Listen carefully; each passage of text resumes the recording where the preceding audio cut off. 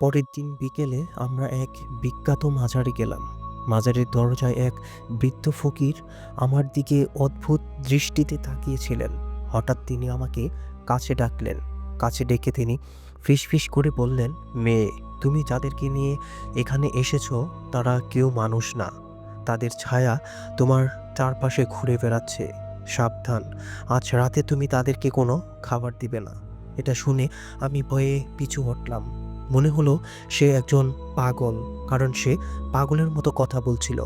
কিন্তু তিনি হঠাৎ আমার নাম ধরে ডাকলেন, সায়মা, নিজের ঈমান বাঁচিয়ে রাখো। এটা শুনে আমার শরীর ঝাঁকুনি দিয়ে উঠল। আমি তো তাকে আমার নাম বলিনি, তাহলে সে কিভাবে আমার নাম জানল? মাজারে খাবার দিচ্ছিল এক অচেনা মহিলা। তিনি আমাকে খাবার দিয়ে বললেন, এই দুইজনের সঙ্গে বেশি দূর যেও না। তারা তোমাকে যা দেখায় তা সত্য না। আমি চোখ সরিয়ে জুবাইরের দিকে তাকালাম। আবার যখন মহিলাটির দিকে তাকালাম, দেখলাম তিনি সম্পূর্ণ অদৃশ্য। তো বন্ধুরা, সম্পূর্ণ ঘটনাটি আমার ইউটিউব চ্যানেলে দেওয়া আছে। সেখানে গিয়ে আপনারা সম্পূর্ণ ঘটনাটি না টেনে শুনবেন, তাহলে ভয় এবং আনন্দ দুটোই পাবেন। আর যদি ঘটনাটি একটু ভালো লেগে থাকে তাহলে চ্যানেলটি সাবস্ক্রাইব করে আমাদের পাশেই থাকবেন। তো আজকে এই পর্যন্তই। টাটা।